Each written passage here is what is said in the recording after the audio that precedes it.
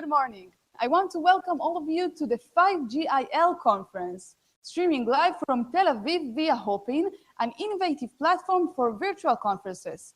If you have any technical questions or problems, there is a technical support team at your chat, and questions related to conference content, lecturers, and speakers can also be sent in chat. Today, we will discuss the opportunities and challenges that 5G technologies bring to us. We will hear senior speakers from leading positions in the industry from all over the world. We'll discuss their vision of 5G applications. First of all, I would like to welcome the Director General of the Israeli Ministry of Communication, Liran Avisar Ben-Chorin, who honors us today with her presence and who will share her insights regarding the programs and plans for 5G implementation in Israel. Liran, please.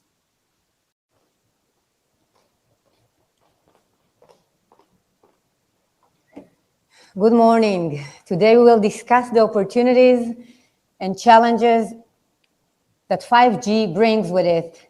Ladies and gentlemen, I'm so happy to welcome you to the 5G IL conference, Making 5G a Reality. We're happy you've chosen to join us and hope you will have a productive and educational conference. Of course, we would have liked to welcome you in person, but the pandemic, which has caused so much suffering and hardship, is also ushering in a new era of remote, smart ways of working. And we hope that this virtual conference is only the first of many such events, which will allow people from around the world to participate and share their knowledge and expertise with us.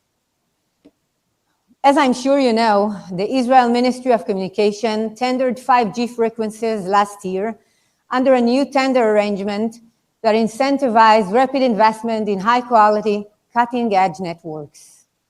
We believe that the government's role is not to maximize its income from frequencies, but to provide an environment that provides market-based incentives to roll out new, modern networks. The public utility of these new networks is far larger than any spectrum fees or auction returns. We strongly committed to the 5G rollout in Israel. We believe that maintaining Israel's leading role as an ICT economy requires that the country have world-class network as well. This is true both for high-tech, export-focused sectors, as well as for digital transformation in more traditional sectors of the economy. 5G is one of the engines that can make the entire economy more productive and address the productivity gap, which risks leaving many citizens behind. As you may know, the ministry has recently carried out the amendments required to support a national rollout of fiber optic, next generation ultra-high-speed broadband fixed networks. While our focus today is on 5G and wireless technologies, the ministry sees these two spheres as holistically linked. Fiber optic networks are necessary for a high-quality backbone for wireless networks, and 5G networks are necessary for applications that call for mobility and flexibility, such as many IoT applications. This emphasis on innovation is not entirely natural for a regulatory agency. Many regulatory agencies have adopted a do-no-harm approach that emphasizes only the creation of the playing field for industry. However, we believe that the opportunity of 5G is too big, too important for the Israeli economy and society as a whole to be merely passive. The move to 5G networks represent a sea change in mobile networks, in the ability of mobile networks to provide customized, tailor-made solutions, new paradigms of network rollout and ownership, and provision of new services. All this means that regulatory authority must be actively engaged in innovation along with stakeholders in industry, academia, and the like. It also means that if we want to see 5G-based innovation, we need to create the ecosystem to support it. This is a main goal for us as a ministry, and the conference today is only the start. The Ministry of Communication under my leadership is, along with strengthening the local economy, new networks, allow for the creation of new opportunities for international cooperation and development. I would like to take this opportunity to welcome Engineer Salah Al-Masabi, Director of Spectrum Services for the Regulatory Authority of the United Arab Emirates, and Engineer Sultan Al-Balooshi, Manager of Spectrum Policy for TRA, along with representatives of industry stakeholders from North America and Europe. We understand the business environment for 5G is a highly challenging one, and therefore the ministry, along with other arms of the Israeli government, are carrying out many activities designed to support the 5G rollout. This includes a pilot program for startup in the 5G space, along with the Israel Innovation Authority, beta sites for quick rollout and testing, including in hospitals and other public facilities, sandbox sites such as the site operated by Bar Ilan University and by the Netivei Alon Highways Company in Ashdod. In addition, the ministry is taking more classic regulatory steps, including a process for end of life for older networks and a second tender for more 5G frequencies, which will increase coverage capabilities. We expect that the combination of the focus on innovation along with other regulatory actions will further promote the rollout of world-class 5G networks in Israel. We have a full program today with different activities that we hope will allow for a free exchange of ideas and other cooperation between various stakeholders, nationalities, and industry areas. I want to thank Professor Eugene Kandel, CEO of Startup Nation Central, and Michal Serov from Startup Nation Central, our partners for this conference. I want to thank the great speakers that will join us today from around the world and the roundtable moderators that will dive into specific use cases during the B2B session. A special thank you to Tal Elimelech, who is leading the entire 5G project for the Ministry of Communication, and to Shira Naot for today's conference. It is again my pleasure to welcome you, to tell you that I and my staff are always happy to speak on issues of mutual interest during the conference or after it, and to again wish you a successful and productive conference.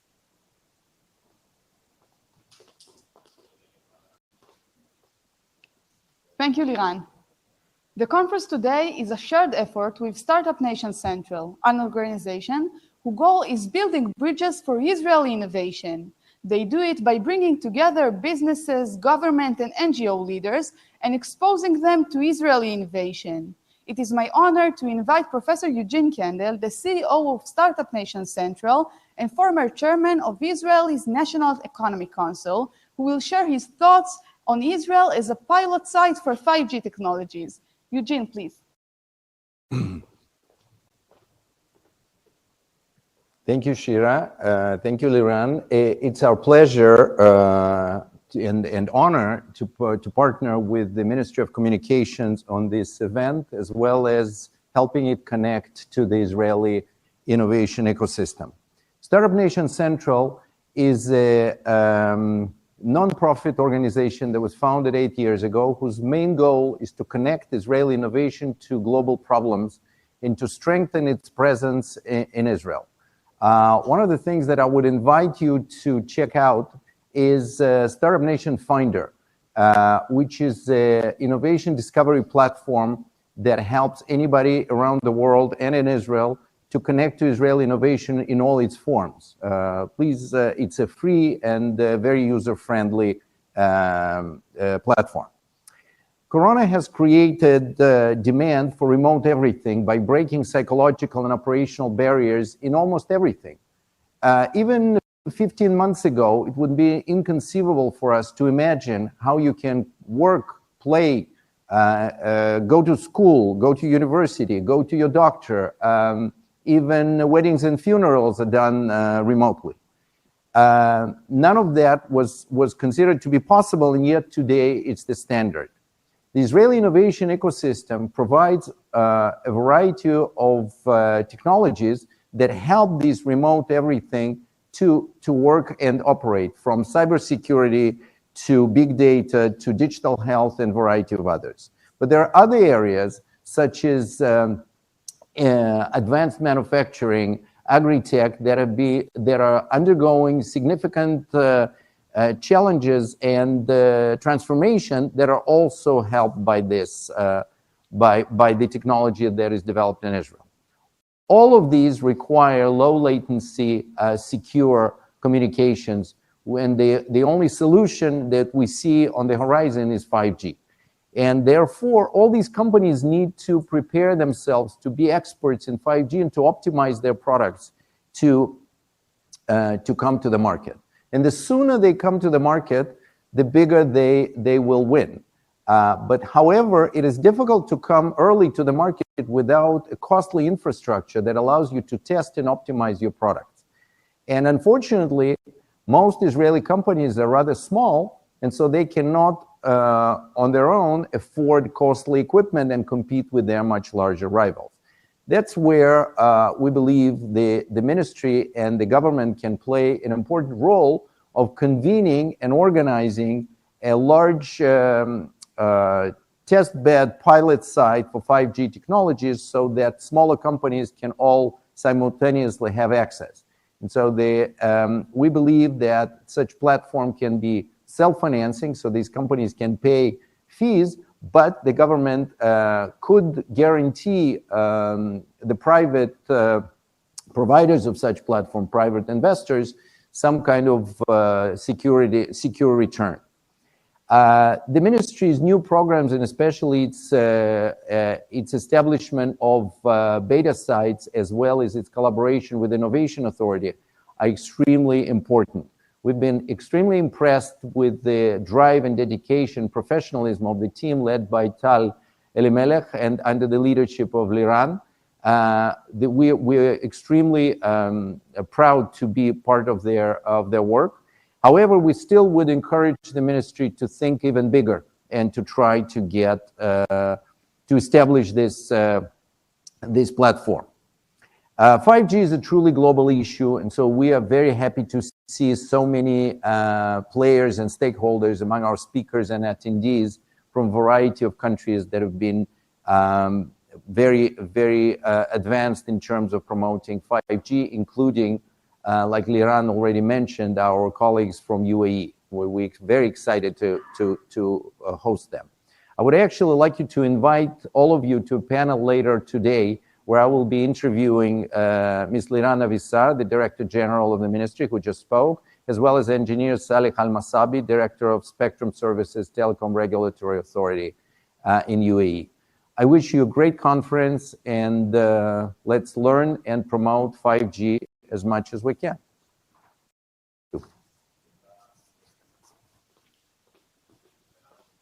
Thank you, Mr. Kandel.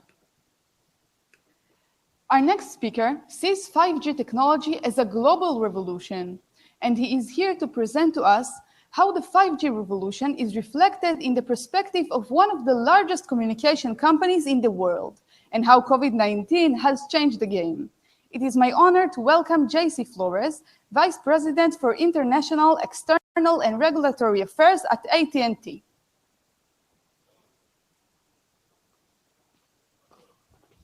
Hello. My name is J.C. Flores, and I am the Vice President of International, External, and Regulatory Affairs at AT&T. It's a pleasure to join you virtually for this important conversation. The uncertainty and hardships caused by COVID-19 demonstrate that access to reliable, high-speed internet is critical no matter where you live. The pandemic has also demonstrated how communications technologies can support social and economic continuity and make societies more resilient at times of uncertainty and disruption. Now, we have to stand on the doorstep of yet another opportunity for communications technology to change the way we live and work. Countries that facilitate and incubate innovation, like the US and Israel, are leading the way. Israel is one of the highest gross domestic expenditures on high-tech research and development, often referred to as startup nation, characterized by its vibrant ICT sector. I would like to share with you today my PowerPoint in relation to my conversation with you. The continued progress of today's digital revolution will hinge on the availability of 5G networks. Success in the digital age requires that the private sector and government work together to promote laws, regulations, and policies that help create secure, open, and fast 5G. AT&T is committed to building a 5G-enabled future. We will continue to push the limits of innovation and opportunity to transform the lives of our customers around the world. The digital economy is more important than ever. Now, digital services are not only a key driver of growth, but increasingly a means of avoiding economic hardships. During the height of US lockdowns in March 2020, AT&T's core network traffic, which includes our business, home broadband, and wireless usage, increased an average of 20% compared to similar dates in February. We're also carrying more data than ever before. In fact, the AT&T global network carries more than 391 petabytes of data traffic on an average day. That's up nearly 20% compared to the pre-pandemic figures. Even prior to COVID-19, digital services were a key driver of economic growth. Our industry is transitioning as data and video consumption have exploded amongst consumers. Data traffic on AT&T's mobile network has grown more than 580,000% since 2007, when the first iPhone was launched. Between 2015 and 2019, AT&T has invested more than $135 billion in our wireless and wireline network, including capital investments in wireless spectrum acquisitions and operations. Our fiber network is one of the nation's largest, and we continue to connect more IoT devices than any other provider in North America. For new technologies to be widely developed, mobile networks will need to deliver complex network management capabilities for quality, performance, bandwidth, latency, and coverage. By 2022, we estimate video consumption might make up more than 75% of AT&T's mobile traffic. Adoption of ultra-high definition 4K video, autonomous vehicles, drones, mobile gaming, virtual reality, and augmented reality will all drive future video traffic. In February, CTIA released a report showing that 5G development and deployment will contribute $1.5 trillion to the US GDP and create 4.5 million new jobs in the next decade. 5G has promised a myriad of sectors, 4 of which I would like to address in more detail: healthcare, education, entertainment, and security. 5G can further power the spread of telemedicine and remote care, something that is already becoming more widely adopted because of the pandemic. In the US, 46% of patients now say they use telehealth for some visits, compared to 11% in 2019. And 48% of physicians now say they are treating patients via telemedicine. One study published in the Israel Journal of Health Policy Research indicated telemedicine technologies by primary care physicians increased substantially during the first COVID-19 lockdown in Israel.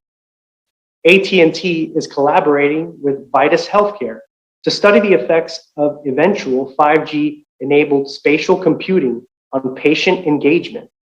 The goal is to help reduce pain and anxiety for terminally ill patients in hospice by providing calming, distracting content via 5G-enabled AR and VR. With 5G, healthcare systems can eventually enable mobile networks to handle high-quality telemedicine appointments, which can greatly increase the reach of the program. Further, hospitals will have greater speed and connectivity to handle the explosion of data created by IoT and other patient monitoring devices, enabling better, faster, and more responsive patient care. In the sector of entertainment, much like healthcare, 5G, ultra-high speed capacity, and ultra-low latency can transform the ways in which we consume and produce entertainment. 5G can help venues deliver exclusive content by providing unprecedented network speed and capacity. For example, 5G can enable augmented reality and virtual reality attractions, simulating encounters with athletes and performers, and giving fans opportunities to interact with their heroes. 5G's greater network capacity allows fans to connect to live game data, wagering applications, and point-of-view player cameras that encourage unique participation.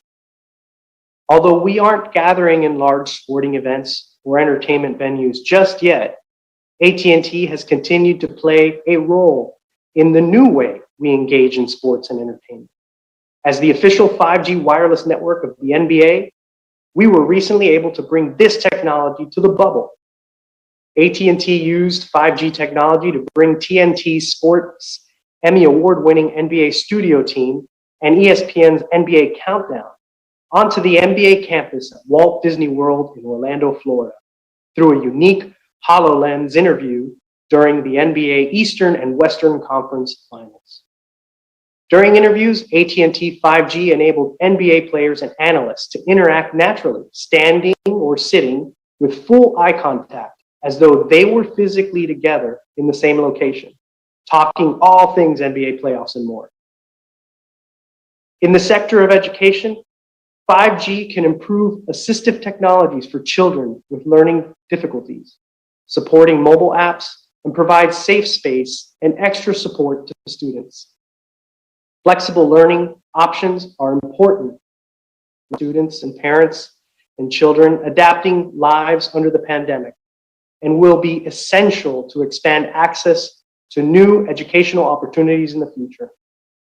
5G will help students continue their education outside the classroom, delivering the same data speeds and responsiveness in the classroom to their phone or laptop. Regardless of distance or location, 5G empowers students to access the same information and exercises as their peers. What's more, 5G can help speed and adoption of VR and AR modes, or learning to make distance learning faster, more reliable, and more immersive for students and teachers.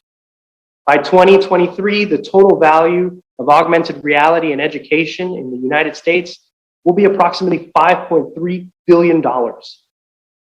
In the sector of security, finally, I would be remiss if I didn't mention the opportunity to improve the security of the entire communications and digital ecosystem by adopting 5G. Innovation in the network architecture, such as software-defined networks, virtualization, and increased security at the edge of the network make 5G more secure and resilient than previous generations of wireless. With SDN and Open Network Automation Platform on our tool belt, we can virtualize our security controls so that we can dynamically orchestrate security across the entire global network at a global scale. Automate security policy throughout the network using machine learning technology to fuel our best-in-class threat analytics platform.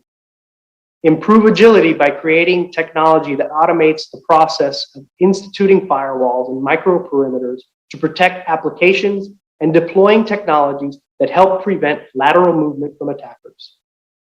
Overall, strong 3GPP encryption standards for over-the-air interface to enhance the security between 5G mobile devices and the 5G network. Simply put, we will have more agile and layered security built into the 5G network itself, creating more flexible and more secure networks.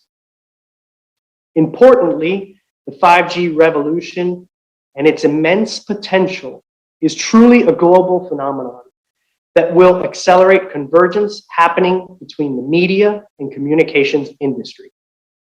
At least 138 countries have an OTT video market, and global OTT video revenues are expected to climb to $129 billion by 2023. The ubiquity of mobile technologies and services and the convergence across new traditional industries is reshaping global supply chains, research and development, consumer behavior, and everything in between. With the global volume of data predicted to double between 2018 and 2022, the double again in 2022 and 2025, countries that restrict cross-border services and create obstacles to the free flow of data threaten to choke off the recovery before it even gains real momentum. Today, we enable and provide digital products and services in ways that were unthinkable a decade ago. From robust 4G apps to IoT in the cloud, we have ushered in a mobile revolution that has launched entirely new industries and businesses. Traditional telecom companies do not just compete with one another anymore, but also with content and streaming services, OTT providers, and big tech companies across several platforms in a truly global market. The demand for video on demand, OTT, is pushing industry players to compete in video distribution and content production. The traditional value chain assumes that only the last companies in the chain, disruptors, have a direct-to-consumer relationship. Now, all companies in the value chain are looking to create those same direct relationships with customers. Worldwide, both the industry and consumers have benefited from this new verticalization and direct-to-consumer market dynamics in the form of more content, better experiences, lower prices, and easier access. It is important to developing a coherent policy network around enabling 5G. There are three important ways all governments can support 5G deployment. Firstly, governments should implement the widely accepted Prague proposals, which call for open, interoperable, secure standards and industry best practices to promote a vibrant and robust cybersecurity supply of products and services. Governments should work collaboratively with private industry to share best practices that allow for the advancement of trusted equipment.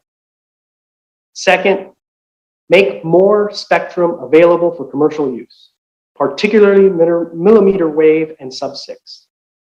5G needs all levels of spectrum bands, high, mid, and low. Therefore, everyone should start thinking now about the spectrum needed in the future, whether there are currently active plans to deploy 5G in their markets today or not. This technology is too important not to plan for. If we want to connect those who remain unconnected, wireless is going to be the most economical way to do so. And with 5G, it will be extraordinarily capable. In the US, the Federal Communications Commission, or the FCC, has done a very good job at bringing spectrum to market, resulting in all major carriers having deployed 5G by the end of 2019. Foster an innovative ecosystem for 5G use cases to simulate greater investment, research, and development in some 5G's most promising applications, like the energy, transportation, or healthcare sectors. The Israeli Ministry of Communications' launch of the Connected Authorities, Connect Israel, is a step in a great direction, with the goal of assisting the local and district authorities in connecting to advanced communications infrastructure. I hope that this will truly facilitate a more effective dialogue and consultations regarding the ministry's areas of operation in regards to 5G and other technologies. Around the world, governments should also prioritize supply chain security, which allow for greater competition in the marketplace. Consistent with the effective public-private partnerships and voluntary industry-led models we have seen to date on cybersecurity, supply chain security efforts are not government-driven. For example, no country, region, industry segment, or company can dominate 3GPP's activities or outputs in the standard setting process. Private experts, engineers, scientists, and other builders debate problems and solutions and achieve consensus. The key to creating a vibrant marketplace is standardizing the interfaces within the RAN, allowing a variety of different models to emerge and compete. That's why AT&T is a founding member and chair of the O-RAN Alliance, an industry-led effort dedicated to promoting supply chain security and market competition. An open model doesn't just speed up innovation, it also improves security and reliability. By giving the global developer community access to the underlying code, vulnerabilities and holes can be identified and patched faster than any one company on its own. Lastly, governments working with industry must ensure a level playing field for international trade. The free flow of data, communication, and ideas is the best way to achieve a level playing field. It helps create new, efficient value chains fosters healthy competition, and gives consumers great choice. This is especially important where there is little effective competition between digital platforms or digital ecosystems, and all the focus of activity is on the largest platforms or in the largest ecosystems. Governments can encourage the free flow of data with the following policies: enhancing trade by removing barriers and maintaining an openness to trade, enforcing trade agreements, and promoting transparency in rules and regulations. Facilitating cross-border data innovation by discouraging the forced localization of data and lifting restrictions to spur investment. And finally, supporting data portability principles, and where necessary, promoting interoperability. Policymakers must be cognizant of ensuring a level playing field between all actors in the internet ecosystem as lines between markets increasingly blur and change quickly. While it's impossible to predict what the world will actually look like after COVID-19, one thing's for sure: it will be more digital. More people will likely work from home, while consumers and businesses will rely more heavily on e-commerce tools that have demonstrated their vitality, convenience, and reliability during the most difficult of circumstances. That is why it is imperative to promote policies that stimulate investment through a level playing field and facilitate a free flow of data, communications, people, and ideas. Businesses and countries that want to recover and thrive must adapt to this new reality in which 5G will play a central part. Thank you again for having me and allowing me to share our insights and expectations for 5G now and in the future. Thank you, Mr. Flores.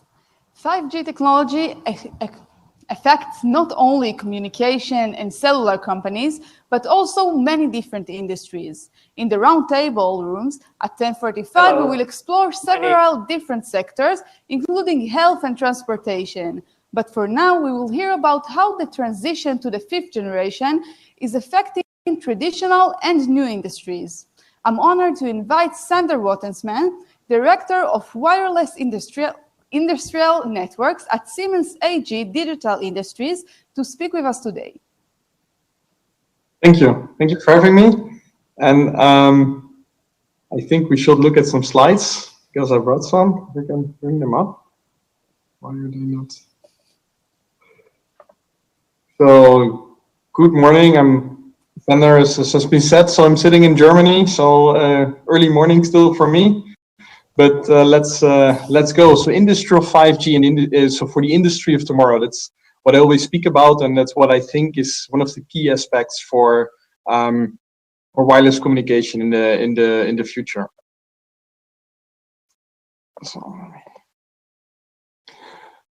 it's one of the top 10 digital trends in industrial automation.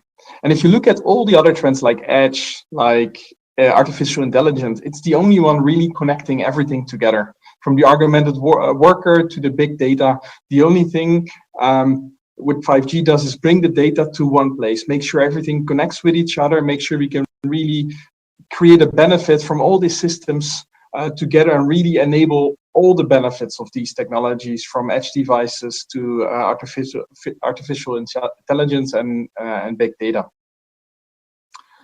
So, but what is 5G actually? 5G has the potential to change how we make decisions, manufacture products, and maintain factories, because it brings a complete new possibility with wireless communication, something we haven't seen before. It will really enable the autonomous factory, the wireless factory of tomorrow, and with key elements such as ultra reliable, low latency communication, and the highly reliability of 99.999% in wireless networking. This is really a technology bringing a boost to industrial networking. So what is 5G? So if you look at 5G, it's the 5th generation, as you probably all know, from the 3GPP. So, but why haven't we been talking about one of the earlier 4 generations that marched in industrial automation? It's quite simple, because they were never developed with industrial requirements in mind. So when we look at 1G, for example, it was just analog voice. With 2G, we took a little bit of a benefit from a cellular network by using text messaging. All of a sudden, PLCs, controllers were able to send text messages to operators which were not on site. For example, the water raised up, our dikes and dams in the Netherlands, they send a text message to an operator saying, like, hey, there's something going on, you might want to check this out in the middle of the night. So they went over and checked it out. With 3G, they didn't even have to go over anymore because they were able to set up secure, relatively high bandwidth connections to really look into the PLC, see what's happening there. With 4G, we added video communication to it.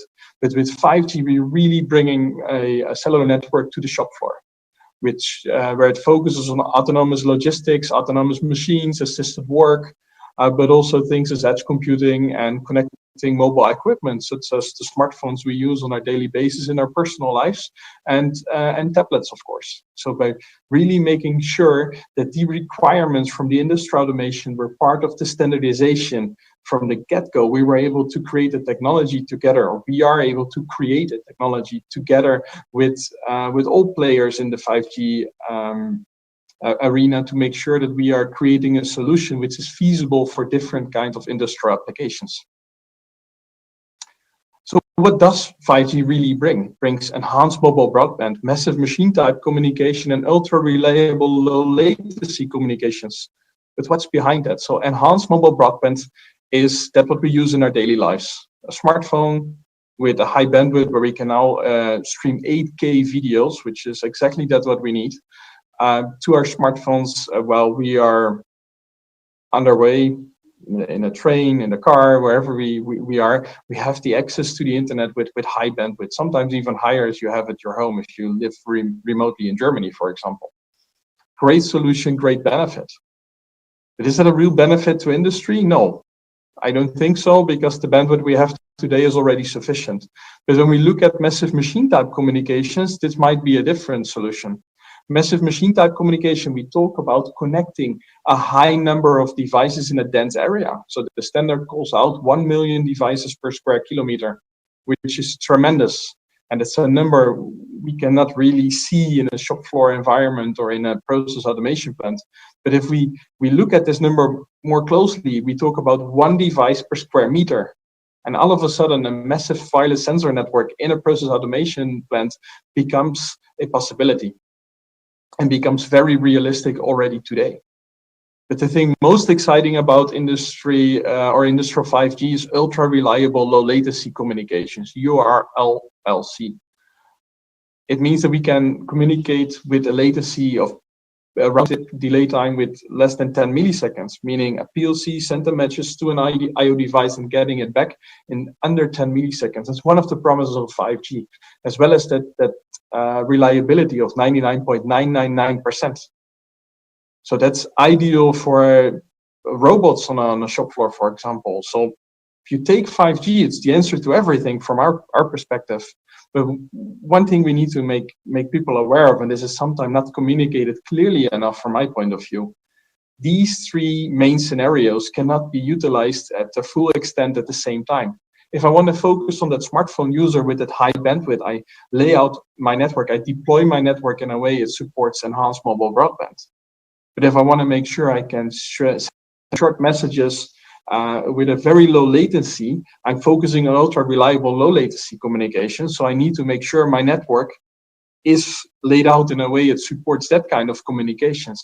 Hence the public profile and the industrial profile you see on the left and right side.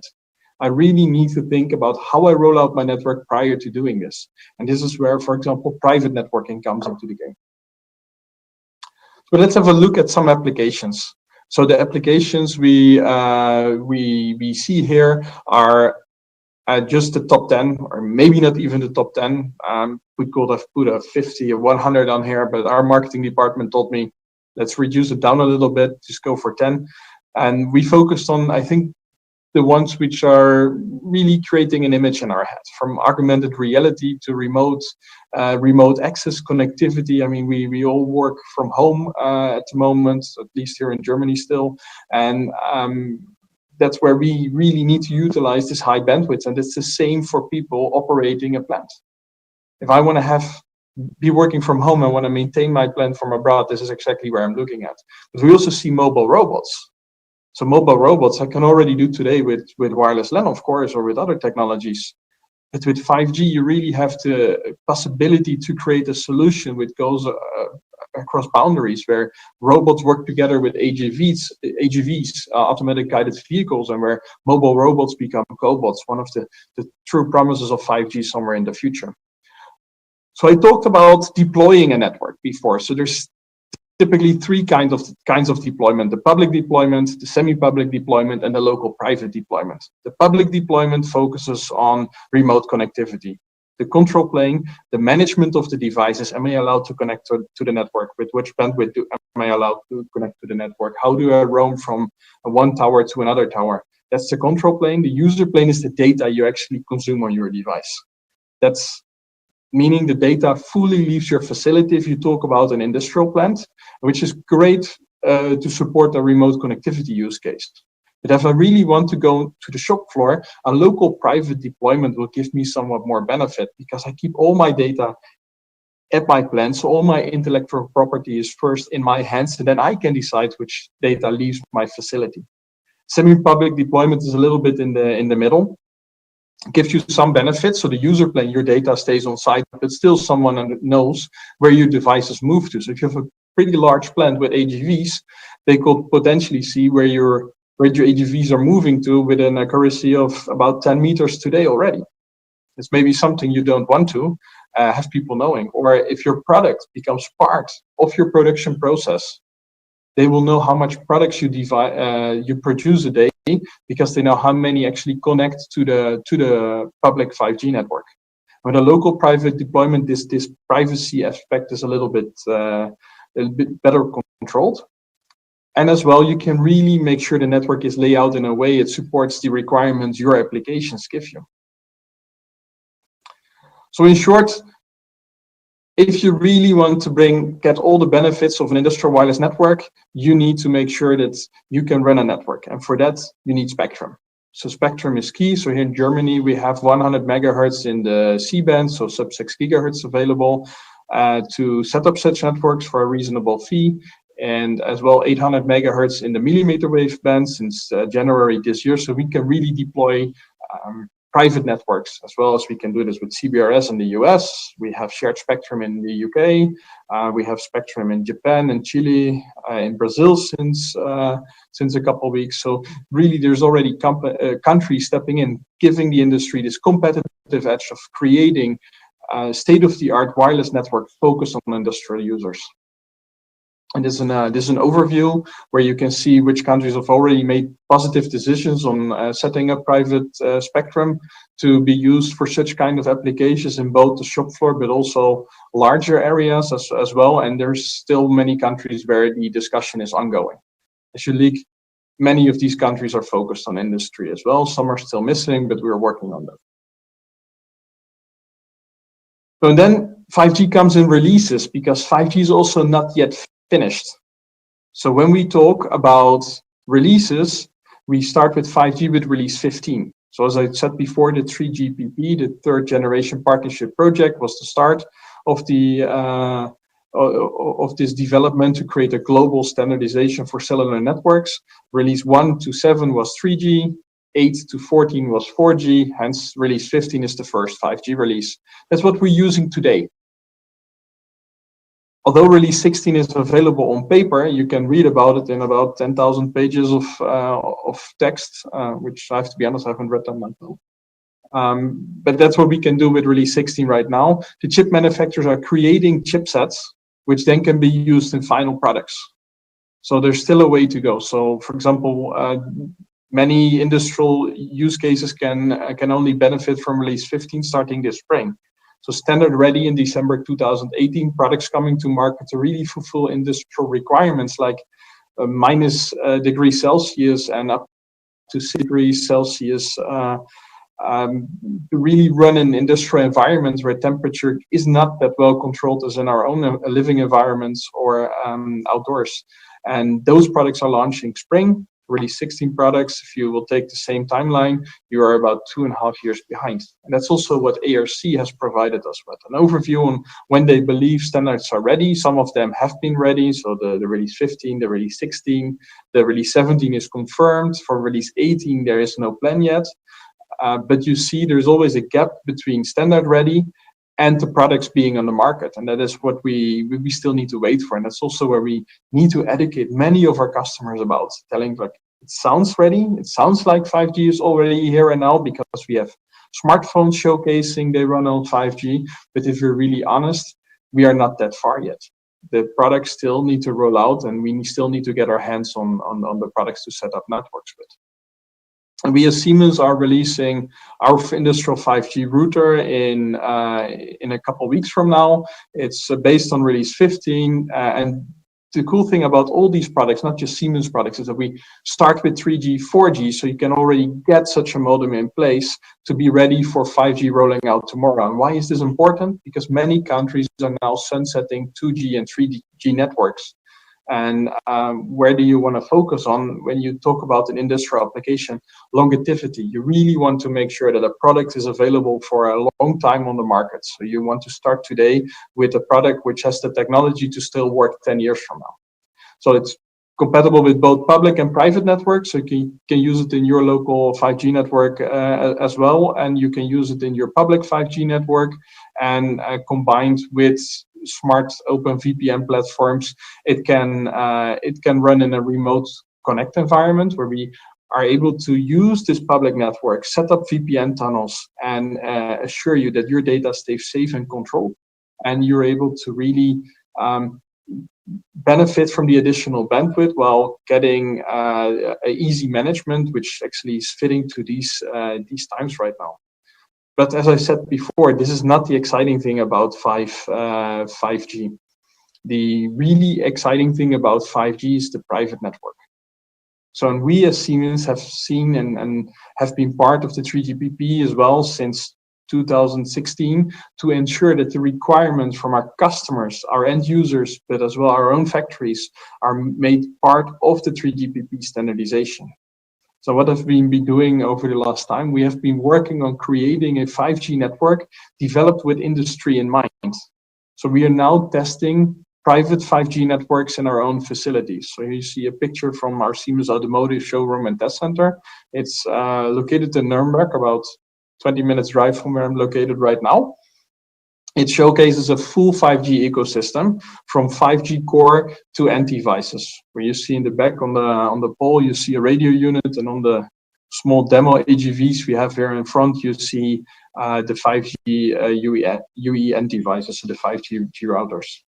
So we utilize here the 3GPP option, split option 7.2. Means we have a core and software central unit. We have a separated distributed unit where we connect radio units to. So the radio unit you could compare with your access point at home, and they're controlled by the core. So they have a central management system like you typically see in office environments. And to those radio units, you have a Scalens MUM connecting or a 5G user end device. This can, of course, be everything. You could potentially even connect cell phones to this. And this network is a full standalone network. That means it uses only 5G. If you look at typical provider networks today, they are so-called non-standalone networks, still utilizing the base 4G network and just doing high bandwidth applications over the 5G network. So you need to potentially run two networks to make sure you're connected with 5G. In an industrial environment here, like we do in Germany, we really want to benefit from the local spectrum we have available in the 3.7 to 3.8 gigahertz band. That is something which gives us a competitive edge at the moment over our neighboring countries, like, for example, the Netherlands, where I'm from myself. And we really utilize this now to test the solutions from tomorrow.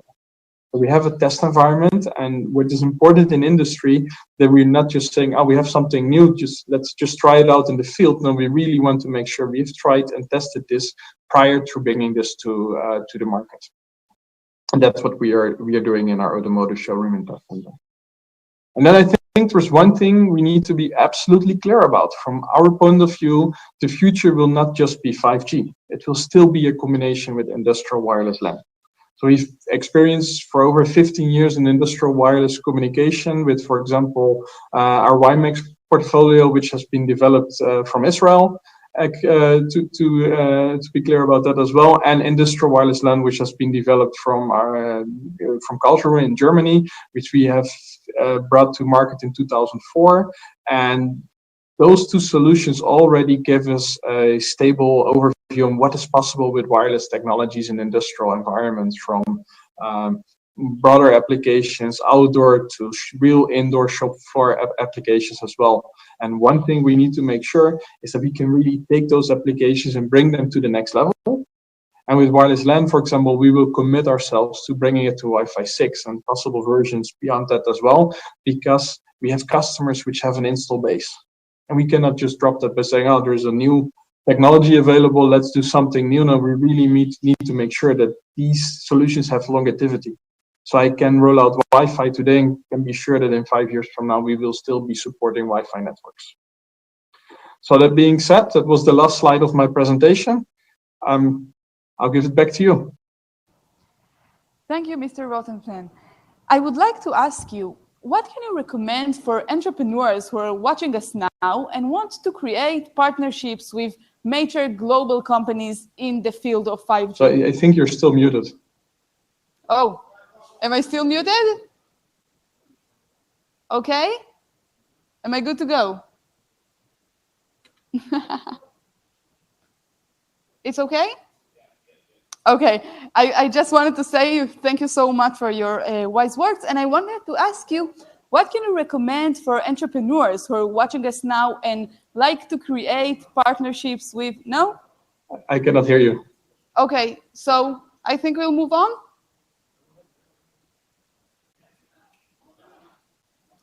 Can you hear me?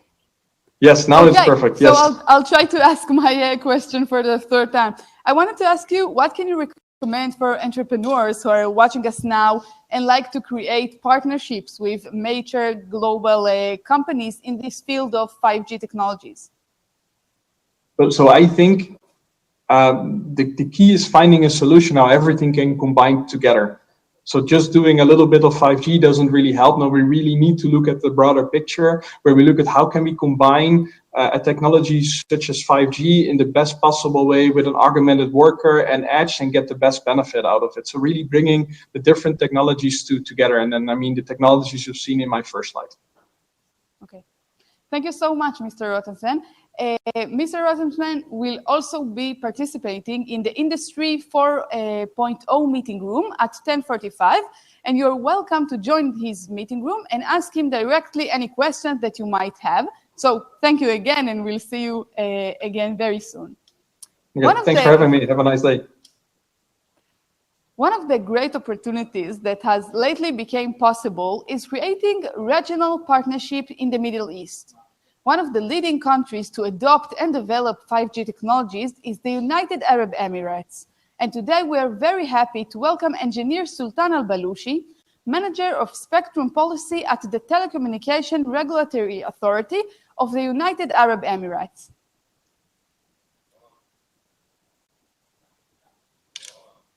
Excellencies, distinguished delegates and participants, ladies and gentlemen, good day to you all, wherever you are, and wish everyone safe. First of all, I'd like to express my thanks to the Ministry of Communication and Startup Nation Central for their kind invitation to participate in this interesting event of virtual conference on 5G innovation, which is an opportunity to share various experiences, thoughts, and ideas on innovation and opportunities for startups and high-tech companies in the field of 5G. In UAE, we believe in the guidance of our government leadership represented by the Prime Minister, His Highness Sheikh Mohammed bin Rashid Al Maktoum, when he emphasized the importance of innovation through his statement, which says, innovation is not an option, but it's a necessity. It's not a culture, but it's a work style. Therefore, innovation is one of the key elements to realize the full potential of 5G. Many changes in the use of a spectrum and other resources have occurred in the past 20 years, especially with the advancement and deployment of wireless services, both licensed and license exempt. The shuffling of a spectrum is an ongoing process where WRC-19 in November 2019 was a key milestone to identify a number of new frequency ranges that were identified for international mobile telecommunication, IMT, to be used by 5G technology, which came after a decade of advanced research and development and ecosystem trials. A growing countries and companies are moving to support 5G different frequency bands of spectrum. We have already started seeing countries begin to adopt several implementation models. Some countries have already deployed it, and one of the very examples of innovations in spectrum for 5G is using the millimeter wave bands above 24 gigahertz. As per the latest GSA's report on millimeter wave bands, which is looking into the global licensing and usage for 5G, 24 operators in 15 countries are known to be already deploying 5G networks using millimeter wave spectrum. 106 operators in 20 countries also hold public licenses. Many of them are on regional basis to enable the operations of 5G using millimeter wave spectrum. And I will come at a later stage on the importance of millimeter wave spectrum from the innovation side. Consumers now have a wide selection of millimeter wave enabled devices ranging from smartphones, mobiles, laptops, hotspots, fixed wireless access. 95 announced devices explicitly to support one or more than 5G spectrum bands above 24 gigahertz, and up to from 59 at the end of last year, 46 of these devices are understood to be commercially available. We'll also see 5G millimeter wave proliferating to the new device types and tiers. 19 countries have announced formal plans to assigning frequencies above 24 gigahertz now and at the end of 22. In UAE, it is crucial to highlight that we have indicated in our UAE Spectrum Outlook that we strive to maintain the alignment with the International Telecommunication Union, specifically the radio communications sector, also the 3GPP standards, and as well the regional agreements, given the importance of keeping the spectrum harmonized, as well as also keeping the other resources used efficiently. This means translating all WRC-19 decisions into local regulatory frameworks, participating in future studies and relevant also ITUR study groups for future IMT spectrum issues. Therefore, the UAE has taken a further step towards comprehensive implementation of 5G with an aim to strengthen the UAE leading position in the region to assign frequencies within this millimeter wave range. This assignment is supposed to help the deployment and use of 5G in order to support various sectors, institutions, and their endeavor to use emerging technologies and in their various applications, such as of self-driving cars, robots, smart industry, big data, and the Internet of Things. This new bandwidth already started to provide each of the mobile operators with an opportunity to enhance and develop wireless broadband services using 5G. Moreover, additional features such as high rates to transfer data per second, enhanced mobile communications capacity per square kilometer, while ensuring the quality of services and increasing performance efficiency compared to previous generations. This has already started on trial basis to make Expo 2020 in Dubai to have 5G-enabled smart site, which is achieved already before the decision of postponing the event till October of this year. Other areas are already covered with both mid and high frequency bands of 5G as Burj Khalifa, Dubai Airport, Zayed Sport City, Dubai Design District, Dubai International Internet City, and Dubai Future Museum. This decision comes in line with the UAE 5G strategy and beyond, which is covering the tenure of 2020 up to 2025.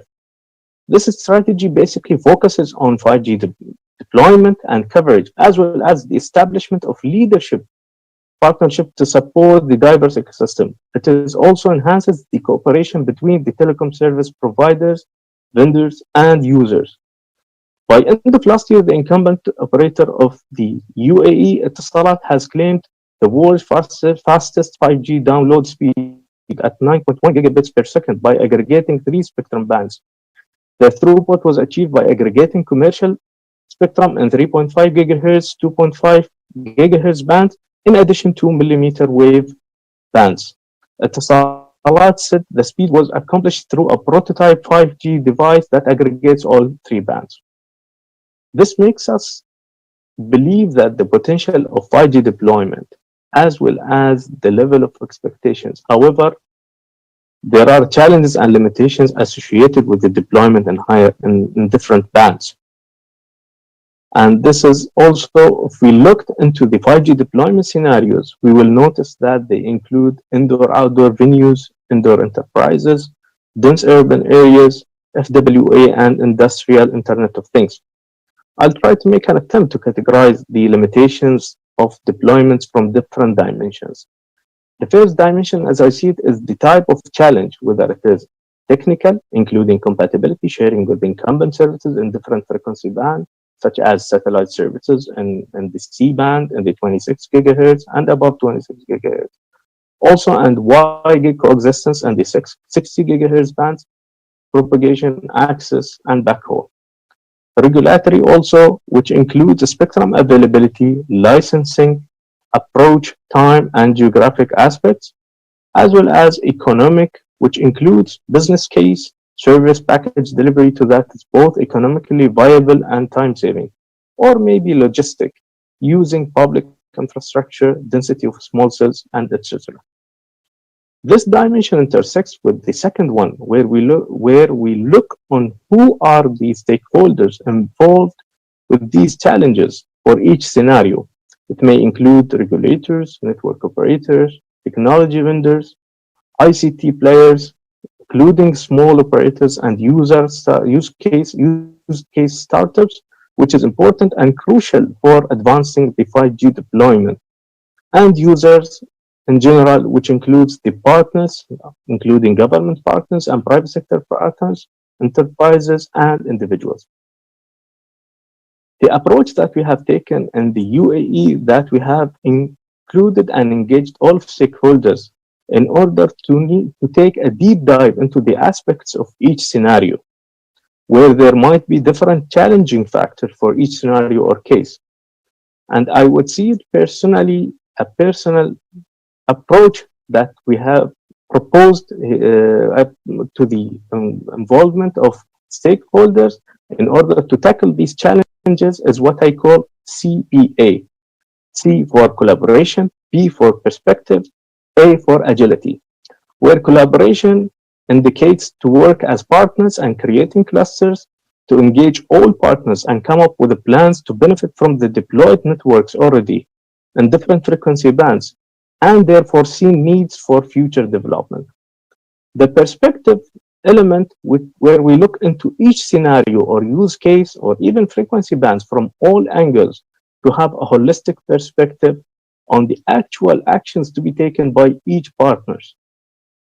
The final element, which is agility, which is looking into the current situation that we are passing through globally with the pandemic of COVID-19, we are still in the trial and error phase of using different frequency bands. And there is no universal approach that fits all countries' bands use cases. Therefore, we need to be agile to make changes, but at the same time, we need to ensure regulatory and market stability till we reach the break-even point where a win-win situation is created from different partners.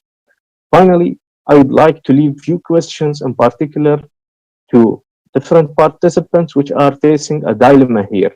What are the needs for 5G innovation? What are the technology trends that are diverting innovation of 5G deployment? What are the available options and resources? How we can improve connectivity? What are the options for licensing? Is it licensing, light licensing approach, blanket licensing, secondary market, or broker mechanism? And toolbox of approaches to handle different challenges on case-by-case basis. Those questions we need to think about, and they might stimulate different thoughts from you. Thank you so much. Thank you. We will hear more about regulatory challenges and opportunities in the meeting room with the Director General of the Israeli Communication Ministry, Liran Avisar Ben-Chorin, and engineer Saleh Al-Masabi, Director Spectrum Services at the Telecommunications Regulatory Authority of the United Arab Emirates. At 10:45, we will start the first session of our B2B workshops and meeting rooms. In this session, we will have regulators roundtable and also meeting rooms about Industry 4.0 and 5G, smart cities and 5G technology, and healthcare. This means that you have 4 rooms to choose from, which is a really hard choice. At 11:20, we will start the second session of the roundtables. In the second session, we will discuss smart mobility, 5G pilot program, and 5G research, a total of 3 rooms. And you can choose which one will you join. We will gather here again at the plenary at 12:15 to hear about 5G in Israel from the perspective of tech leaders from Nokia, Ericsson, and Intel. This panel will take place in Hebrew. Thank you all. I hope to see you back soon after 2 round table sessions.